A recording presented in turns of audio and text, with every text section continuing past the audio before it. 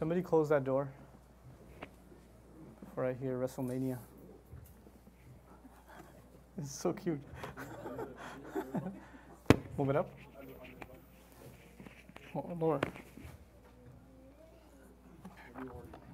I'm already live? Okay.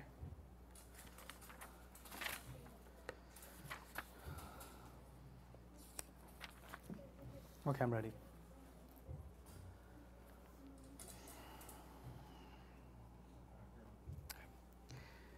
أعوذ بالله من الشيطان الرجيم يا بني إسرائيل اذكروا نعمتي التي أنعمت عليكم وأوفوا بعهدي أوف بعهدكم وإياي فارهبون وآمنوا بما أنزلت مصدقا لما معكم ولا تكونوا أول كافر به ولا تشتروا بآياتي ثمنا قليلا وإياي فاتقون ولا تلبسوا الحق بالباطل وتكتموا الحق وأنتم تعلمون رب اشرح لي صدري ويسر لي أمري واحلل عقدة من لساني يفقه قولي فالحمد لله رب العالمين والصلاة والسلام على أشرف الأنبياء والمرسلين وعلى آله وصحبه ومن استنى بسنته إلى يوم الدين اللهم اجعلنا منهم ومن الذين آمنوا وعملوا الصالحات وتواصوا بالحق وتواصوا بالصبر آمين يا رب العالمين. Once again everyone, Assalamu alaikum wa rahmatullahi wa barakatuh. From the 40th ayah to about 121, a long section of Surat Al-Baqarah is dedicated to the children of Israel, Bani Israel. And it seems like a jump from the last story that we just heard, that was the story of Adam alayhi salam. So my first job today is to first help remind myself and to remind all of you and to maybe help share some insights with you about the placement of this long narrative that is actually not even in chronological order. What that means is lots of things happen with the children of Israel. Allah will mention some of them that happened later, earlier, and some of the things that happened earlier, later. So it's not actually in a chronological kind of order. The goal behind the narrative is something else. It's not just a telling of a Jewish history, but rather something else. So the first thing that I want to share with you is just taking a step back. Allah Azza wa Jal gave Adam alayhi salam a special favor that He had not given any other creation on this earth. Or not on this earth, rather, but in all of creation. When He says, Inna aradna al-amana, like He mentions in Surah Al-Ahzab, we handed over the trust, the responsibility. This responsibility was so huge, as we saw in the story of Adam alayhi salam along with the angels, that even the angels were skeptical if he's going to be able to carry this responsibility. But after being demonstrated that he is capable of it, he was given that honor of even ranking above the angels, and usjudu li Adam, the commandment was given. Now Allah Azza wa Jal has given this human being something that has never been given to a creature, and he's been empowered with things that have never been empowered before us. We learned about knowledge. Allah Azza wa Jal gave Adam alayhi salam knowledge. And on that note, one thing I didn't highlight to you is something extremely, extremely critical, and that will, only if you understand that, will this make sense then. There were two kinds of knowledge that were spoken about with Adam alayhi salam. First of all, we saw Allama Adam al-Asma'a kullaha. He taught Adam the names of all kinds of things, and from it we extrapolated that, in this world, every science, every field of human inquiry boils down to definitions, and those definitions were built upon the definitions that came for the intellectuals and thinkers from the generation before, to the generation before, to the generation before. Meaning every field of human inquiry today, every science that exists today, every subject that exists today, boils down to definitions that are built upon the past. And they all go back to that first set of definitions that was given to Adam alayhi salam. You could summarize all of that as knowledge of this world. Knowledge of this world. But then as Adam alayhi salam was coming on this earth, Allah gave him a second warning, and rather a second bit of instruction, and said, فَإِمَّا يَأْتِيَنَّكُم مِّنِّي هُدًى.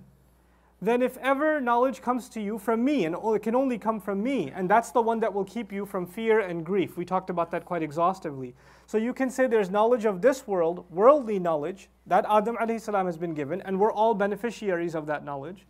And on the other hand, he was given revealed knowledge. He was given revealed knowledge. So now there's two kinds of knowledge.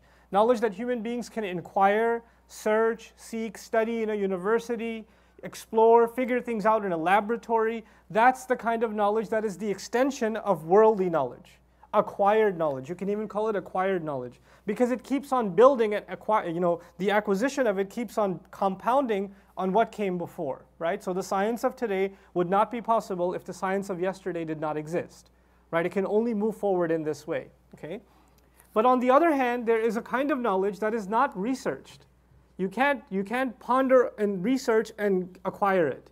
It can only come from the heavens. It can only come from Allah Azza wa Jal, delivered through angels. It cannot be detected from a microscope. You're not going to be able to find it, after doing a lot of pondering and thinking on your own. It can only come from Allah Azza wa Jal, and that's revealed knowledge. And revealed knowledge and acquired knowledge, they're two different branches of knowledge.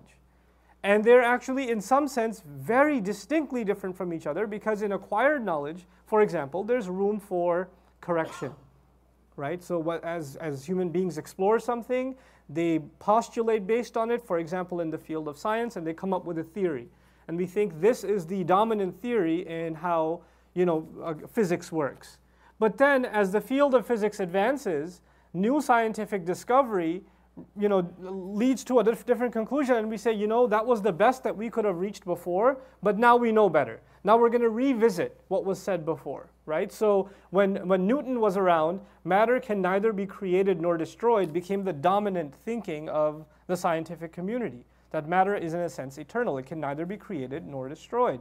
But then comes along Einstein, quite a bit later, and now the dominant theory is matter can be converted into energy.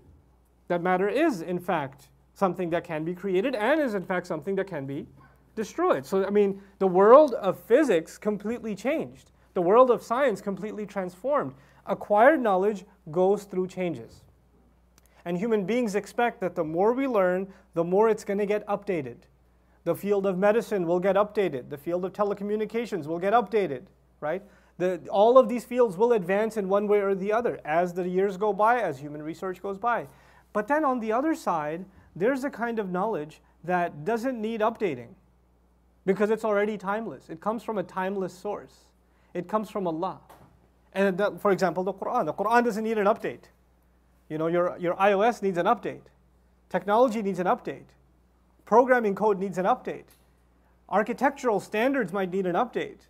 But revelation doesn't need an update. And what happens to the modern mind? The modern mind says, if you put it to me this way, then revealed knowledge seems kind of stagnant. It seems kind of set in its place. It belonged back then, 1,500 years ago when it was revealed. It was relevant for that time. But as time evolved, human beings have evolved in which kind of knowledge? Acquired knowledge. But you guys are still back there 1,400 years ago. This hasn't updated. So I'd rather live in the modern world. I don't want to believe in this this archaic, pre-modern, ancient religious text that doesn't even see any updates. It's not even according to the times. This idea can only be perpetuated, or someone can only be convinced of this idea if they don't understand the difference between these two kinds of knowledge. When someone in the back of their mind actually thinks that the Quran is the product of the mind of Rasulullah sallallahu alaihi wasallam, that he came up with it, he devised, he authored the Quran. These are his words. This is a man named Muhammad, we say sallallahu alaihi wasallam, they don't. Those are his words. If you say that, or if there's something in the back of your mind that thinks that, then you're absolutely right, it should be updated. Because the best of human minds, whatever they produce, as humanity moves forward, every knowledge, every science, every wisdom updates. So this should be updated too. But if you've accepted that this comes from an eternal God, and it comes from the creator of the skies and the earth, and it comes from the one who knows the past just as much as he knows the future, then you have it accepted that this book is actually timelessly applicable. It doesn't get outdated. It doesn't get archaic. And this is a very important thing to understand about revelation. The Quran it's several things at the same time. The Quran was revealed, this millennium and a half ago in the middle of a desert. There was no advanced technology then. You couldn't talk about airplanes back then. You couldn't talk about, wireless communication. You couldn't talk about data, the way we talk about data or archiving data. You couldn't talk about these things back then. It was revealed to a people, as a matter of fact, of all the people Allah could have chosen in the world, it was revealed to a people that were probably in terms of science, technology, infrastructure, architecture, more backwards than anybody else. It was revealed in that region, right? So even in terms of abstract philosophy, science, in any sense of the word, these people were behind everyone else on the planet. And yet Allah revealed His words to them. And He revealed it in a way that they can understand. And Allah gave examples that they can relate with. As a matter of fact, a lot of expressions in the Quran, a lot of Arabic in the Quran, a lot of the images in the Quran they kind of bring about the imagery of the ancient desert, which is another problem for a modern person. If the Quran is timeless, it should have been talking about things that I can relate with right now. Why is it giving me hatta yalij al-jamalu fi sammil khiyat? Until the Quran's way of saying something is impossible is until the camel passes through the eye of a needle. Right? That's the Quran's way of saying it. But who does that relate with? Who can relate to that? You know who can relate to that? The Arabs back in the day, because they used to say, that ain't never going to happen. I'm going to see a camel pass through the eye of a needle before I see this guy get up and do some work or something. This was their way of saying absolutely impossible. Quran uses something that they could what? They could relate with, right? But then the criticism comes, well, they could relate with it. That doesn't mean that I can relate with it. I ain't never seen a camel. I have a needle. Doesn't that require stitching? I don't do stitching. I think my grandma used to do it or something. I can't relate with it. So how do we reconcile that? I'll put it simply for all of you, inshallah ta'ala, as best I can. And these are some of my own thoughts over the years, just thinking about the relevance of the Quran and the timeless nature of the Quran. You know, let me give you an example from science first. In the field of science, you have something called standards. Okay, so for example, measurements are done with standards. Like a centimeter is a standard, or here with the British system, for which reason the Americans follow the British system, I don't know. But we do. We don't follow the metric system. So we have inches and feet and yards, etc., right? An inch is a standard inch. A centimeter or a meter is a standard length. And what they do is they actually have, I believe it's in Austria, if I'm not mistaken, they have the original meter with broken up centimeters, and it's kept in a museum. Like all rulers in the world must meet the standard of that one. That is the standard for all else. You understand? And that thing there is timeless. It was made a long time ago. It's archaic, but it is timeless. The thing is, that's the language of science and math. It's very specific and quantitative. But what about language? Let's think about language for a second. Was the English of the 80s different than the English of today? Just in the 80s. In America, let's not even talk about anywhere else. In America, was English in the 80s different from how English is today? Sure. It's still English, but those same exact words have either become irrelevant, or if you use them, people will know how old you are, right? Because you made a reference to something that's way too retro for you to be making that reference right now. It's the same language, but it experienced what? Change. Some of you speak not English. Maybe some of you are from an Arab background. Some of you are from a Persian background. Some of you are from a Bahasa Malay background. Some of you are Urdu speaking background. The language of your grandmother, is it the same as the language of your parents and then your own language? The way in which they spoke Urdu, for example, and you've heard your grandmother speak Urdu, your grandfather speak Urdu, is that the same way you and your friends speak Urdu in school? It's the same language, but has it changed? It has. So some of the words may still be the same, but the way they used to think about it is different, and the way you think about it is completely different. Is that true or no? You know what that means? If the Quran's language was kept, like the words are exactly what we had from 1400 years ago, it's impossible to think as society changes, as the world around us changes, that language will not experience change. At least the way we process the words will not experience change. They will change. The way we think about them will be different. You know, when somebody, I'll give you an easy example because we're on the subject. If 300 years ago somebody said Israel, 300 years ago to a Muslim somebody said Israel, certain ideas would come in their head.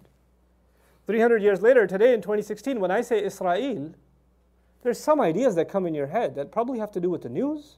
They have to do with a geopolitical conflict. They have to do with the state. They have to do with, horrific experiences. Other images come in your mind. But 300 years ago, that same exact word, Israel, when a Muslim heard it, that never came in their mind. Actually, all that came in their mind is a prophet whose name is Yaqub and his other name is Israel. That's all that came in their mind. So as time changes, the way we even think about a single word changes. Isn't that true? Now, of all the languages in the world, Allah Azza wa Jal chose to reveal His Quran in the Arabic language, in the Arabic of the desert, in the Arabic of a society that goes through very little change. You see? Like there's not a lot of foreigners coming to the Arab lands because it's not exactly a tourist hotspot. You don't exactly come there for good business. A lot of people go to the shore cities. A lot of people go to, places that have great irrigation. Why? Because the crop is sold, because trade is done, and different cultures meet each other, and languages are influenced by each other, right? I don't want to go too far into a discussion on linguistics, but you'll find, for example, fascinating, in Malaysia, the Bahasa language is, it has no tense. There is no past tense or present tense or future tense. So there's no, went and goes and will go. There aren't three. It's just one word. It just does the job. And they have little to no prepositions. It's just, if you know the words, you can make a sentence and it's perfectly fusha. It's like eloquent bahasa. It's not complicated. Like in Arabic, you have to have the haraka right, and you have to have the mubtada and the khabar and the muta'alliq and the jar and the majroor and the mudaf and the mudaf. Oh my God. In English, you have to have the is and the was and the will be and the tenses and the passive and the active. You have all this stuff. None of this complication. It's just nouns, smack them together, you got yourself a sentence. So good. And the conjugations don't change. You know how, for example, we say I go, but we say he goes. When you say he, you can't say he go. You can't say that. But in Bahasa, you can just say it, no changes. And I wondered why that was, and I asked a few professors of the language why that was. He says, because this is a port nation. They're right at the ocean. Traders used to come all the time. And when you do business a lot, you have to just get the deal done. And so the language actually was simplified over time as a result of continuous trade. So it's actually a very base, simple, non-complicated language. On the flip end of it, the less you interact with people, what's going to happen? The more complex and intricate your language is going to become. And that's actually, case in point, the Arabs of the desert for thousands of years. They're isolated people. Allah chose a very intricate language, and then by Allah's will, what happened over time? We preserved not just the Quran. This is something Sahaba recognized. So genius. We didn't just preserve the language of the Quran, like the words, Bismillahir Rahmanir Rahim, Alhamdulillahi Rabbil Alameen. That wasn't the only thing that was necessary to preserve. What was also necessary to preserve is how did they used to think about these words back in the desert before Islam became huge. Because once Islam becomes huge, it's not an isolated language anymore. Now the Persians are coming in, the Abyssinians are coming in, the Europeans are coming in, the Chinese are coming in. They're all coming in and they're all going to mix in with the language of Arabic. It's not going to be that pure, untouched language that it used to be in the past. So there was a necessity to preserve the language of the Quran also. Why am I saying this to you? Because this language was preserved in a way that pretty much no language that's 1,500 years old is preserved in history. And it was only preserved because of the Quran, because it was part of the preservation of the Quran. So when I read, for example, right now, فَإِيَّايَ فَارْهَبُونَ, rahab in Arabic means fear. But khawf also means fear. What's the difference? Well, I'm going to go back to the lexicons of the Arabic language, Ibn al-Faris, I'm going to go to Lisan al-Arab, al-Bahr al-Muhit, I'm going to go to these sources, and they're going to tell me back in the day, thousands of years ago, the people in the desert used this word this way. I'm not interested in how the guy in Al-Qahira says it today. I don't care. Because this has gone through time. I want to know, travel through time and know how are they using this word back then. Because this book is a timeless standard revealed in a timed language. That the language itself is not timeless. Because language is used by who? It's used by people. So you have to go back to the ancient language. When people don't understand the difference between this, here's what happens. I'm going to summarize it for you before I tell you what happens. The language of it is ancient, but the lessons of it, and the teachings of it, and the wisdom of it, and the guidance of it is what? It's timeless. In order to understand the timeless lessons, you do have to go back to the ancient. You have to understand how this was understood then. And once you're able to understand it in its original context, like, you know, like that standard meter that's preserved in the museum, that's the language of Arabic, the ancient language of Arabic. It's preserved. And you have to go back to it so that the standard never changes. Imagine if that wasn't there. Are words used differently in Arab countries? Yeah. Yeah, I mean, one word, same exact word, is being used in Egypt a certain way, in Algeria a certain other way, in Morocco another way. Completely different meaning, you know. For example, I came to learn the hard way, the word waliya in classical Arabic is actually a beautiful word. It's wali is for a male and waliya is for a female. But if a lady's like kind of promiscuous or shady character, then the Egyptians call a waliya. That's not the original meaning of the word, but that's what they came up with. You understand? So the words can have when you say she's waliyatullah, you're saying something beautiful about a woman. You know, she's spiritual, she's connected to God, and here you have a culture that thinks I'd stay away. You know, she's a waliya. Oh, God. You know, subhanallah. So language will change. Anyway, two kinds of knowledge, worldly and what? Revealed. Worldly and revealed. And if you want to understand the timeless nature of revealed, you have to go back to the standard. The standard itself is timeless. That's what's preserved, the language. Just because the language is ancient doesn't mean the lessons are ancient. Now, let's come to the modern world and understand something. Humanity today is excelled in which kind of knowledge? Acquired. We have better science now than we've ever had. We have better standards of living than we ever had. We have better trade now than we ever had. We have better understanding of human psychology, perhaps, physiology, medicine. What field of life that we haven't touched? You know, we're able to eat foods from around the world without a problem. We're used to luxuries that people couldn't even dream of. People could not even dream. Just put this in perspective for a second. You're 45 minutes late on a flight. They didn't take off. And when they take off, they made an announcement, I'm sorry, because of the weather, we're not going to have Wi-Fi on this flight for another extra 30 minutes. And everybody's like, oh. Put this in, you're in a piece of metal flying through the sky, thousands of or several miles, thousands of feet above in the air, from one continent to the other, and you're still able to connect to everyone on the planet while you're flying higher than birds, and the guy says, 30 minutes late, sorry. And you're like, God, I hate this airplane. The cushions are just not cushiony enough, or, where are my peanuts? Or, put this in perspective. Like, what were human beings doing a couple of 100 years ago? How were they traveling?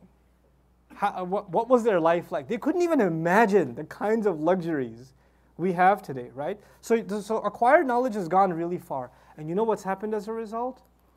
It's gotten so far, it's come so far and so far and so far that a lot of people in the world have begun to say, this is all the knowledge I need. All my needs are met through acquired knowledge. I mean, what is this revealed knowledge going to add to my life? I already have a big screen TV. I already have a couch. I already have a PlayStation. I already have a controller. What else is there to life?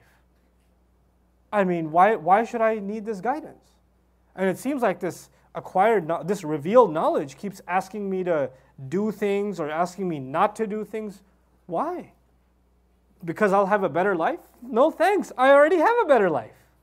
I already have everything I want. So I don't really see the benefit of following this revealed knowledge. So for a lot of people, they're not necessarily against religion. They're not against it. They just don't see the point. What is it going to give me? What is it going to give me that the mall won't? That the movie theater won't? That the fast food restaurant won't? Every gratification I've ever wanted has been made available to me. Allah Azza wa Jal told Adam alayhi salam, you will make your life better, basically, by acquired knowledge. Allama Adama al-asma. But there are two things that will never let go of you, no matter how much acquired knowledge you get. فَمَنْ تَبِعَ هُدَايَا فَلَا خَوْفٌ عَلَيْهِمْ وَلَا هُمْ يَحْزَنُونَ. There's not going to be any fear or any grief. Fear and grief will not go away because you have a nice car. Fear and grief will not go away because you have a good salary. Fear and grief will not be removed from you. The fear that your spouse doesn't love you, the fear that your money's going to run out, the fear for your safety, the fear that all of your work will be going to waste, the sadness that you lost something. These emotions that human beings experience, I have to go back to the statistics, because when I looked at these statistics, it was the late 90s. In the late 90s, the highest suicide rate in America was in the richest 5 counties. I couldn't wrap my head around it. How are these people who have everything imaginable? These people have the kinds of homes that when you drive by, you just have to pull over and, whoa, that is nice. That's what you have to do. How are they with the highest suicide rates in the world? They can't escape their grief. They can't escape. And there were musicians that went platinum, and like they were in the billions, not even the millions. They were like rich beyond imagination, right? And they were afraid of the fact that they'd be number 2 on the charts, and they'd lose their number 1 spot, and they'd lose sleep over it. There are documentaries made about actors and musicians, entertainers that you would think have the best life. And they're constantly on drugs or constantly overdosing on alcohol because they can't deal with reality. They hate it. They're miserable. Miserable. How? There's a hole inside the human being that can only be filled by revealed knowledge. It cannot be filled by anything else. فَإِمَّا يَأْتِيَنَّكُم مِّنِّي هُدًى. Now, here's the thing. If you have revealed knowledge, then you know what's going to happen? Basically, you'll find a balance between both of these. You'll find a balance between the best of this world and the best of the next, the guidance, right? Put it to you this way. Let's say you love chocolate, like I do, and it's just iftar time. You start downing chocolate upon chocolate upon chocolate upon chocolate. If you eat too much chocolate, is it going to be good for you? Health-wise, no, but actually stomach-wise also. And pretty soon you might even throw up if you don't stop. It's not, there's a certain amount that's good for you. Beyond that, even what you love is bad for you. What is the purpose of guidance? Guidance teaches us, acquire in this world, consume in this world. Here are some things that are not good for you. And even the things that are good for you, here's the amount that you'll keep, you'll stay happy. If you try to go over this, you're going to end up hurting yourself or somebody else. The only brakes that can be put on the human being are from revealed knowledge. Otherwise, we don't know where to stop. We keep on going and consuming until we even hurt ourselves. These two work hand in hand. Now, this was the balance that was taught to Adam alayhi salam. Now, Adam alayhi salam came, tried to live by that balance. Then much after, Allah mentions the next major messenger in the history of the world, Nuh alayhi salam came, tried to teach that same balance. He didn't have a long list of prohibitions. He just tried to get people to live a good life here and prepare for even a better life there if they can just follow Allah's guidance. And messengers after messengers after messengers came. How many people accepted the call of those messengers? Very, very few. For every messenger, very few people. And the majority of the people didn't accept. And even when the nations were destroyed, and I told you yesterday why nations were destroyed. Once the nations were destroyed, and these few people that have survived, now they're trying to live by guidance, right? The problem was, even they, after a few generations, deteriorated again. Things went south again, and then again, and this kept on happening. So Allah Azza wa Jal decided that not only should there be individuals that are role models. One person, a messenger, being a role model is not enough. It is time that humanity has a much bigger role model, an entire nation. A whole nation should be a role model. We should show the world, because every time, did the majority believe or minority believe? The minority believed. And the minority cannot set an example for the majority because they are not visible to the entire majority. Allah wanted a society where the majority believes and they live by guidance and they show how you can have the best of the acquired knowledge and the best of revealed knowledge so you can have the best of this life. فِي الدُّنْيَا حَسَنَةً وَفِي الْآخِرَةِ حَسَنَةً. That's what He wanted to show.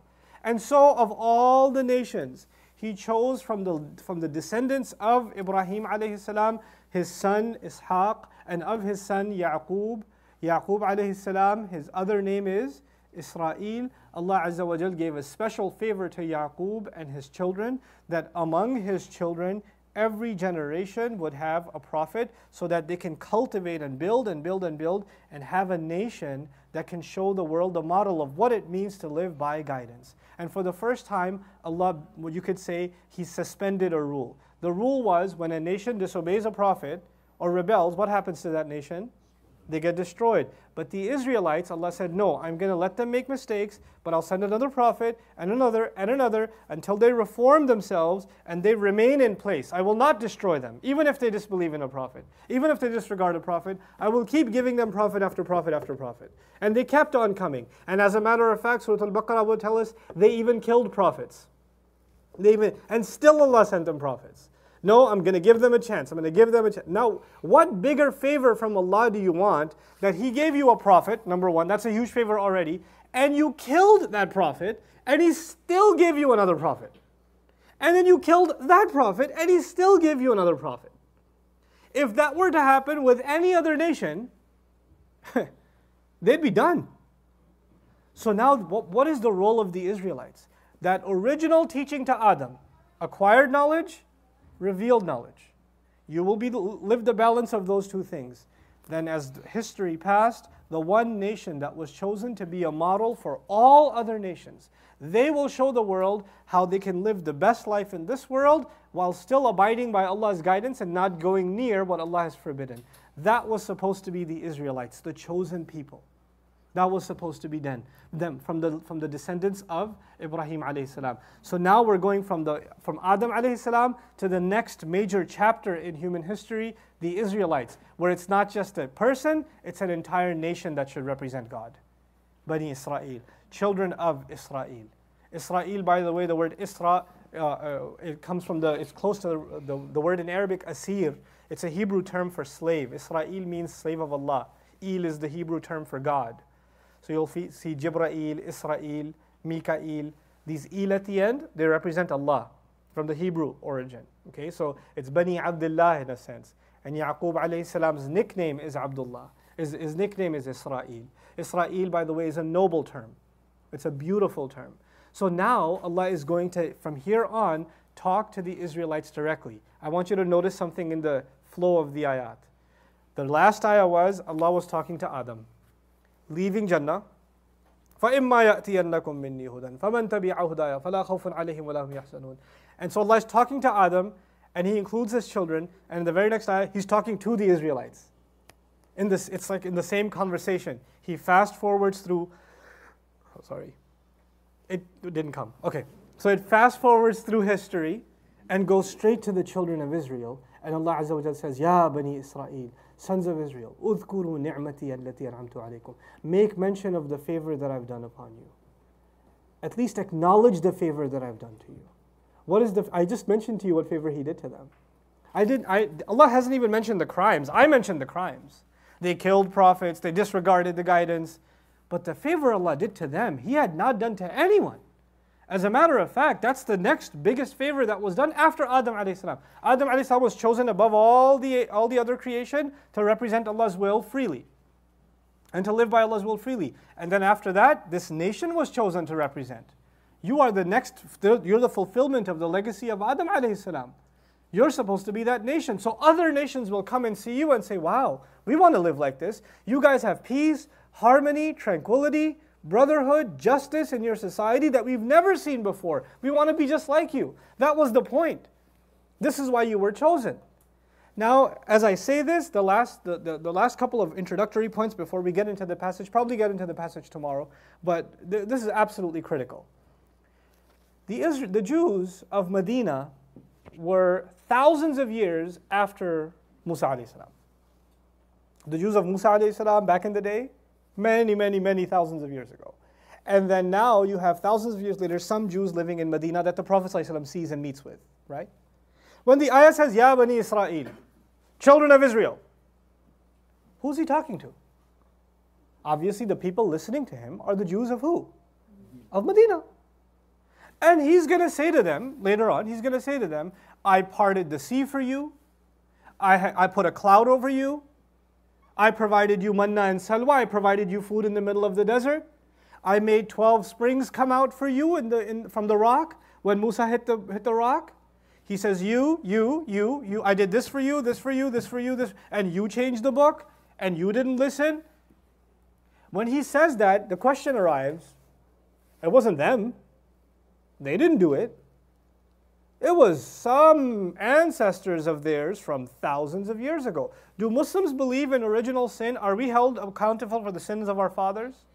If we did, we'd be like the Christian people who believe humanity is to be held hung to dry for the sin of their father Adam. We're born into sin. We don't believe we're born into sin. Then why is it that you find some Muslims, when they talk about the Jews of even our time, or the Jews of the time of Medina, and they say, you know, these people, look at what they did with Musa alayhi salam. And I'm like, do you all of a sudden believe in original sin? Are you honestly holding them responsible for what their ancestors did with Musa alayhi salam? Can you fairly do that and say that and not believe in original sin? We have a double standard. For some people, their hatred of the Jewish people goes so far, they say, why shouldn't I hate them? Look at how much they hate us. Thank you. So your attitudes and your emotions, if they're determined by your reaction to other people, then what's the point of this guidance? Our emotions, our attitudes are supposed to submit to the word of Allah. They cannot be determined by your frustrations or your anger. As angry as you are, your anger must submit to revelation. And if it doesn't, then this is the wrong religion for you. This is not the right religion for you. What is Allah teaching us by talking to them as though they're the ones? Why do that then? The question arises. See, what happens is, I'll talk about the Muslims, because really this conversation is about the Muslims, it's not about the Jews. Name some things you remember from Islamic history. When we talk about Islamic history, we talk about Umar, radiallahu anhu.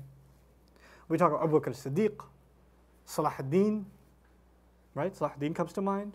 We talk about Andalus and the Renaissance of Islam, the famous Islamic philosophers and scientists, and the great golden age of Islam. You probably, if you don't know a lot about Islamic history, you've at least heard these few things. How awesome we were. If you look at Islamic history, it's about 1,500 years now. Is it all awesome? Are there embarrassing times in Islamic history where we were the furthest from the teachings of Allah and His Messenger, sallallahu alaihi wasallam? Are there moments in history that are truly humiliating and humbling for us? Yes. But when we talk about our history, what do we like to talk about? The golden era. And we don't say, they were amazing. We say, we were amazing. We conquered. We challenged the Romans, and we challenged the Persians, and when we went into the battle, we. That wasn't us. That was them. Tilka ummatun qad khalat. Those are people that are long gone, dude. You weren't in no battlefield. But we are one ummah with them. Acha, you're one ummah with them. I see. Are you also one ummah with the people who conspired with the non-believers to kill hundreds, if not thousands, of Muslims in Islamic history? Are you also one with those who killed each other? Muslims who killed and fought each other? And that's not even ancient history, that's even happening now. Does anybody like to quote where Muslims are spilling each other's blood and say, we kill each other? We have destroyed masajid. Is that a part of our history too? It is. But you know what happens to people that are self-righteous? They like to erase parts of their history that are embarrassing, that they should learn from, that they should not, so they don't repeat those mistakes. And they only like to highlight parts of their history that make them feel better about themselves. Because that way they can say, we were pretty awesome. This was actually the disease of the Israelites. They used to speak of their noble lineage. We're the people of Abraham and Isaac and Jacob and Joseph and all of these incredible prophets and revelation, and God has favored us and He's done so much for us. And look at how He dealt with the Pharaoh in our favor. And we celebrate this noble, and it is a noble history. It in fact is a noble history. But the only problem with this is you like to say we. Allah says, fine, I'll say you. You want to put yourself together with them? I will. But when I will tell you history, I'll tell you the chapters you like to skip. And then I'll say, that's you too, isn't it then? If you want to take ownership of the glorious parts of your history and associate yourself with it delusionally, then take ownership of the embarrassing parts of your history too. And that is why he addresses them directly. He says, if you're so proud of the favor that was done to your ancestors, as though it's a favor done to you, then why don't you demonstrate what your reaction should be? Then you should be like those who the favor was done to. You should live up to that model. And through doing this, Allah is teaching us Muslims, He's teaching us a very important part of our psyche. We cannot blindly lean on history and say that we have a glorious past. If only we were in the times of Umar radiallahu anhu. Oh. Listen, if you were at the time of Umar, times wouldn't have been as good because you were there. Because you would have been just as useless there, excess baggage, that you are now. We are to learn from our history, not just the good parts, but the bad parts. The bad parts. This is an important acknowledgement that the Muslims have to make. We're constantly shifting blame on others. We're constantly only highlighting that which helps our already low self-esteem. Anything that will put the other down, we will use, But anything that will actually reflect the mirror, we can't take it. Sometimes I give khutbahs about the corruption within the ummah. I get a lot of emails, especially from Muslim countries. Brother, why do you highlight things that are bad about us? You make us feel bad about ourselves. You should highlight things that are making us feel good about ourselves. It's like, I give a lot of feel good about yourself khutbahs too, but you really don't like looking in the mirror, do you? You really don't like it. But brother, don't say those things. The non-Muslims are listening. They will know that we do these bad things. If you're that embarrassed, don't do them. Don't do them. The fact that we have no good a model to show, that is actually what Allah highlighted. You cannot be proud of your legacy and then not represent any of its teachings. That's how Allah addressed the Israelites. The other beautiful thing that's happened here, I told you from the beginning. إِنَّ الَّذِينَ كَفَرُوا سَوَاءٌ عَلَيْهِمْ مِنَ النَّاسِ مَنْ يَقُولُ آمَنَّا بِاللَّهِ وَبِالْيَوْمِ الْآخِرِ وَمَا هُمْ بِمُؤْمِنِينَ. I told you there was an element of the Jewish community that was hardcore disbeliever. There was an element of them that would come and say, we do believe. But they weren't really believers. Allah called them out. And now Allah is saying, okay, it's enough. I tried to keep you minan nas. I kept it general. It's time to tell you directly, I'm talking about you. It's children of Israel. Udhkuru ni'mati. Make mention, acknowledge the favor. Allati an'amtu alaykum. That I have favored you with. And this was important to mention to the Jewish people for another reason. They had this strange dichotomy inside them. There was this almost schizophrenia inside their mind. On the one hand, they believed that they were the chosen people by God. On the other hand, they had this aggression towards God. Why did He put us through this? Why did He put us in exile? Why did He take us out of Israel? Why has He cursed us? Why is He punishing us? Why are we humiliated? Why can't we have the glory days back again? So on the one hand, they were proud of being Jewish. And on the other hand, they were really complaining towards God that He's forgotten us or something. This I didn't realize, and I don't blame the people of today, the Jewish people of today, for these things. Allah is commenting on what happened before. Maybe some of this exists today, but it's not for us to judge. I was on a flight one time with a couple, old Jewish couple, and this was a flight to Las Vegas. I swear it was a Quran conference, but they really have one. So I was going there on this flight, and this Jewish couple is next to me, and they were actually doing some prayers before the flight. Now, I know why I'm going to Vegas, and I just really curious why these very observing, old couple, why are they going to Vegas? So I said, so what are you going to do in Vegas? Well, of course, gamble. And I said, so I just felt curious. I'm just going to say, hey, so is your religious teaching, is there something against gambling in your faith? I mean, I noticed that you guys were praying, so I'm just curious. And I had my mushaf out. I was reciting at the time. I said, so what are you reading? I was like, Quran. Oh, we believe in a book as well. And they were trying to, break the ice. And I said, so is there any teaching against gambling in your faith? Oh, yes, of course there is. And I was like, there is? Yeah, yes, there is. But you guys I don't mean to pry, but you guys are, well, where was God when the Holocaust happened? And where was He when? And they just went off on God. For like 20 minutes, they just went off on God. And then they came back and said, but we love our faith. I was like, there's a real, like, I don't know which, like a side of a coin you flip, you turn into somebody else. For a second you love God, and the next minute you hate God because He messed you guys up. And where was He? He wasn't there for us. And when I asked you, why are you going gambling? You said, where was God when we needed Him? That's your answer for why you're going gambling? The Holocaust? Why? But this dichotomy exists. And you know what? This is a sickness that's not a Jewish sickness.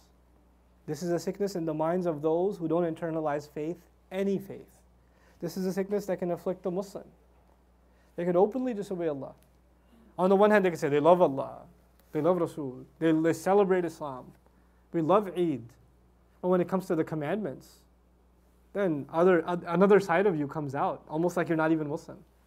The kinds of criticisms you're ready to make, the kinds of things you're willing to say about Allah and His book and His messenger, you wouldn't even expect those from a non-Muslim. It's a split inside of a person. This is what's called cognitive dissonance inside of a person. That's what existed inside them, so Allah decides to call them out. Be grateful. اذكروا نعمتي التي أنعمت عليكم. Make mention of the favor that I've showered you with. Now, what the ultimate favor I tell you, the biggest of all the favors for the Jews of Medina, specifically because the audience is who? The Jews of Medina. You know what the biggest favor was? The Torah was actually entirely erased. It was destroyed completely. And it was restored from memory. And from the Jewish history, certain prophets helped restore the Torah. Imagine the entire Quran being erased. And then it was restored. It's much easier for us because we're hufadh. We have hufadh among us. But they didn't have that. And it was brought back into writing. The Torah was brought back into writing. And parts of it mentioned the coming of the last messenger by name Muhammad. By name. And that was restored. And they had it. The greatest favor of all, that you get to be the first to recognize Muhammadur Rasulullah sallallahu alaihi wasallam, not based on some new evidence that He will show you. You already have all the evidence you need. You're hiding the evidence that I've given you. Make mention of the favor I've given you, that I allowed you to retain evidence of the final messenger sallallahu alaihi wasallam. That you read about him in your Torah and you can recognize him like you see the words manifest. You know, like we read about Allah creating mountains and you look at a mountain in front of you. The mountain is the tafseer of the ayah. They would read about Muhammadur Rasulullah sallallahu alaihi wasallam and they see Rasulullah right in front of them. That is the favor of Allah on them. And then, since they didn't, what was the promise Allah took from them that when they would find that messenger, what would they do? They'd immediately believe in him. So Allah says, وَأَوْفُوا بِعَهْدِي. Fulfill my promise. Fulfill my promise. It's time. He's in front of you.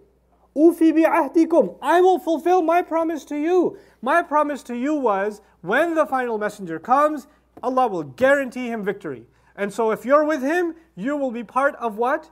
The victory. And that victory, by the way, إِذَا جَاءَ نَصْرُ اللَّهِ وَالْفَتْحِ. It came. That victory was guaranteed. And the Jewish people were actually suppressed, they were dispersed, they were oppressed, and they were waiting for the days of victory to come. Allah says, my promise to you, the dispersed people of Israel, the people of the diaspora, my promise to you, the time to fulfill my promise to the Israelite people has come. This messenger is here. Follow him, and I shall fulfill my promise to you. This is the same promise they made reference to time and time again in their Bible. And Allah Azza wa Jalla just tells them directly, it's time, let's go, the victory is here for you. Allah will say later on in Surat Al-Baqarah, وَكَانُوا مِن قَبْلُ يَسْتَفْتِحُونَ عَلَى الَّذِينَ كَفَرُوا. They used to fight with the other tribes, and they used to lose in battle. And when they would lose in battle, they would say, you know, all of our rabbis have been giving sermons, the last messenger is almost here. And when he comes, we're going to believe in him. And you know what? God has guaranteed him victory. So you guys won this time, but you watch, it's coming. All the signs are here. Every Saturday khutbah is about it. Because they don't have Friday khutbah, right? And they were waiting desperately. Allah says, here it is. Here it is. And so at the end of it, when they don't listen to this final messenger, when they don't accept this final messenger, Allah Azza wa Jalla concludes the ayah by saying, وَإِيَّايَ فَارْهَبُونَ. be terrified, be overwhelmed in fear, only and only and only of me. And iyaya farhabuni, the me is twice. It's once iyaya, then ni at the end. And rahban and ruhban actually also in Arabic means to lose interest in worldly things. Lose interest in all things only because of me. What is Allah commenting on? You are not accepting Him because of some worldly reasons. There's a material reason why you're not accepting Him.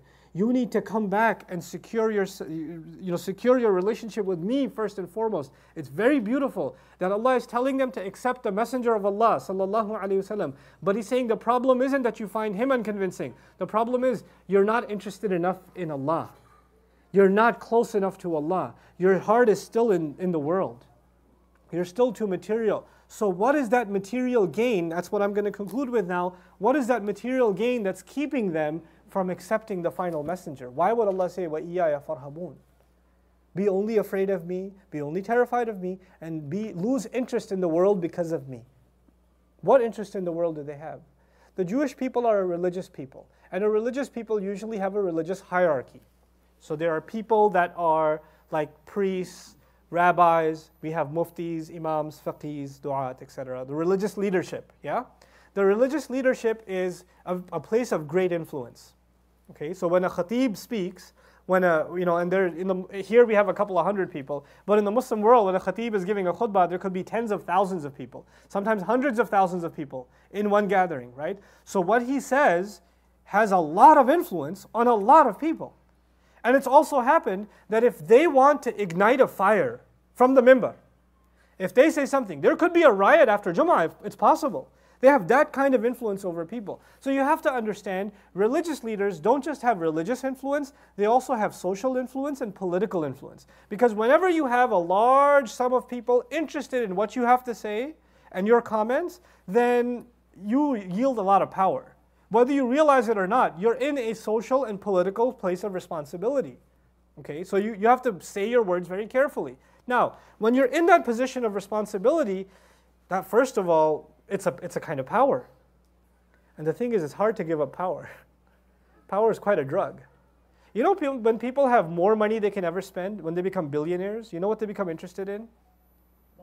Power. Donald Trump, I mean, what's he going to get? The salary of a president is nothing. Compared to what he has, is nothing. Why is he interested in power? Because money's already done. Now it's time for power. That's the next thing, is power. It's an addiction. For people who don't have money, they don't even have that drug yet. They're like, I want power. No, you don't. You just want money. But once you have more money than you can ever spend, then you become interested in what? And then you get interested in power. That's the next stage. These people, the rabbis, they were actually the wealthiest class too. They fed off of the people too. And then on top of that, they were in a position of great political power. If they were to accept the Messenger of Allah, sallallahu alaihi wasallam, then all of a sudden, their leadership, their pulpit, their audience, everything disappears. And so does their power, their control, their influence, their respect. They go from being teachers to the community to being students of the Messenger of Allah, sallallahu alaihi wasallam. And actually, not just students, freshmen, new students. So back of the line. You get to sit, you're the one who knows the least. Abu Bakr as-Siddiq knows the most. Umar al-Khattab knows the most. You guys are new. You have to work your way up. Who's going to give that up? Who's going to give that up? And this is not a commentary on the Jewish people. It's religious psychology. It's hard for a grand mufti, for a great alim, for a seasoned teacher to sit in the lecture of another scholar. It hurts. And even when they sit, you know what they're thinking? I would have done it better. And he quoted 3 ayahs. I would have quoted like 5.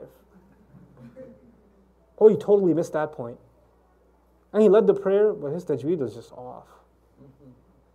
You're not sitting as a student. You're sitting as a critic. Because you're too used to being in that chair. Right? So you can't stand that chair on the floor. You can't stand it. They were too addicted to that position of leadership. couldn't let it go. That's why they couldn't accept the Prophet ﷺ. And Allah comments that you're serving the religion not for God. You're serving the religion for yourselves.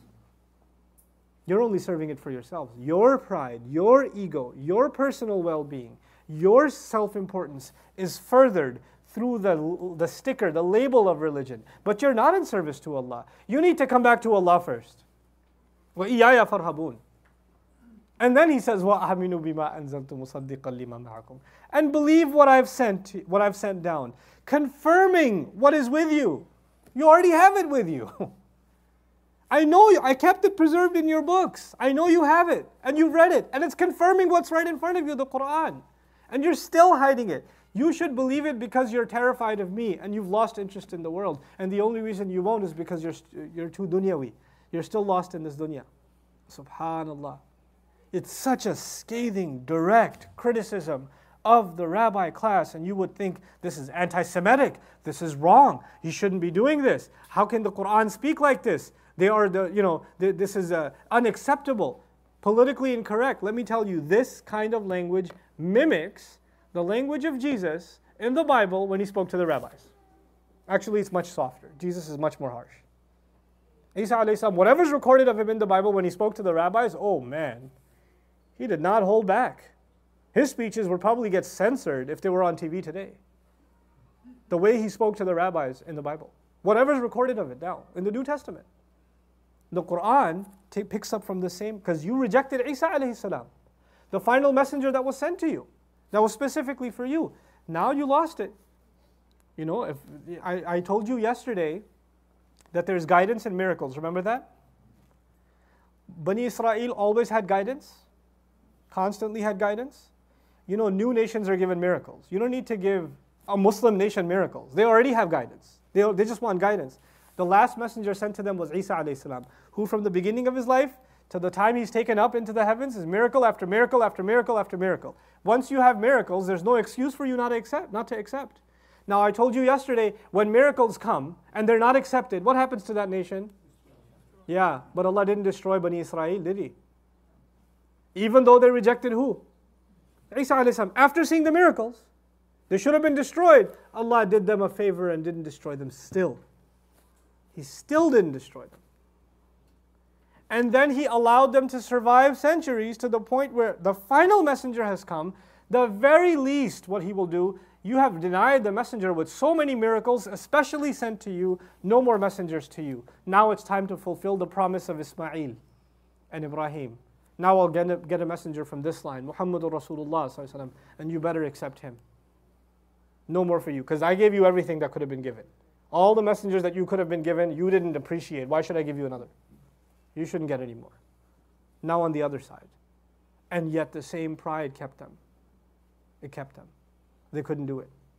So Allah says, وَآمِنُوا بِمَا أَنزَلْتُ. Believe in what I have sent down. Inshallah ta'ala, I'm highlighting this to all of you because later on, as we travel through the surah, now we're going to pick up the pace a little bit because the criticism of the Israelites, there are some lessons to be drawn from them, but I believe in this study, you really only appreciate it if you see the flow. And you see one thing connect to the next, to the next, to the next. We're going to get to a point where we're going to ask the question, well, Allah does say that everybody will go to Jannah. إِنَّ الَّذِينَ آمَنُوا وَالَّذِينَ هَادُوا وَالنَّصَارَى وَالصَّابِئِينَ وَمَنْ آمَنَ بِاللَّهِ وَالْيَوْمِ الْآخِرِ وَعَمِلَ صَالِحًا. Very famous ayah of Baqarat. Those who believe, those who were Jewish, those who were Christian, Sabians, whoever believed in God in the last day, so long as they did good deeds, believed and did good deeds, there's no fear, no grief for them. They can go to Jannah too, right? And some people have used that ayah to say, well, you see, Quran is saying everybody's okay. You don't have to become Muslim. Quran is saying Jews are fine, Christians are fine, Sabians are fine. It didn't say you have to believe in the Quran. We'll explore that claim as we go. The first call made to the Israelites is believe in this final revelation. You should be the first. You should be the first. Why should you be the first? Because you're already waiting for it. And you already have evidence for it in your book. Nobody else had it like you did. So you should have been first in line. And that's why Allah will say, وَلَا تَكُونُوا أَوَّلَ كَافِرٍ بِهِ, which is the half point in this ayah that I'll leave you with. لَا تَكُونُوا أَوَّلَ كَافِرٍ بِهِ.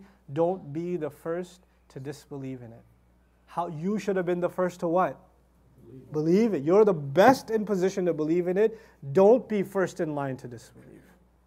You shouldn't be the opposite of what you were meant to be. Subhanallah. That is Allah calling on them for the favor that He did to them. May Allah Azza wa Jal make us appreciate His book and really honestly make us appreciate what a gift it is that we believe in the Quran. Because it wasn't easy for so many people to believe in this book. This gift that Allah has given us, if the Israelites were told, make mention of the favor I've done to you, just because they were going to be ready to accept the Quran, how much more of a mention of the favor of Allah should we be doing because we have this Quran? Because Allah has given it to us. Because so many of us were born in Muslim families with this Quran. You know, we have to really renew our relationship with this book. If we don't do that in this month, then there's no hope. Honestly, there's no hope. My intention in this series, my hope in this series, why are we doing these durus before Taraweeh? Why? My hope in this series is by the time you get hit with a dars of the Quran 30 days in a row, something happens inside you that says, I have to have a relationship with this book. This book gives me something that nothing else can give me. That's not me. That's not because I'm giving a dars. It's something in the Quran, guys. It's something in the Quran that you will not get anything. Nothing else will fill that gap. Nothing else. The heavens were stopped so the Quran could come down. This is not a small thing. This is not just any book. This is the final word of Allah. The only major event left is the Day of Judgment. This is the greatest thing to happen in all of humanity's history, and the only great thing left is the world coming to an end. Appreciate what you have, what I have. May Allah Azza wa Jal make us love this book like it deserves to be loved, and may He make us grateful for this Quran like we should be. Barakallahu li wa lakum. Wassalamu alaikum wa rahmatullahi wa barakatuh.